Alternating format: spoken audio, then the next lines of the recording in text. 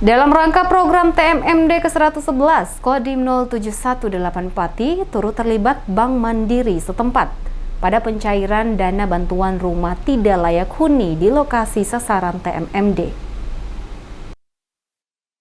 Dalam rangka pembangunan rumah tidak layak huni program TMMD ke-111 di Desa Taman Sari, Kodim 0718 Pati bekerja sama dengan beberapa bank daerah untuk pencairan dana bantuan langsung kepada penerima. Seperti kali ini, Bank Mandiri setempat lakukan penyerahan bantuan kepada Subekti, salah satu penerima bantuan rumah tidak layak huni.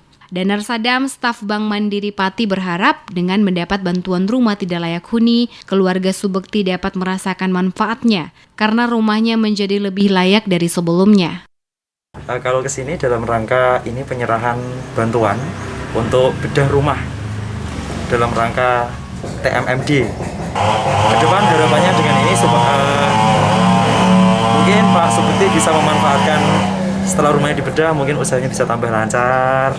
Kemudian nanti bisa berguna untuk keluarganya, juga dari pihak desa juga bisa ada banyak program seperti ini juga.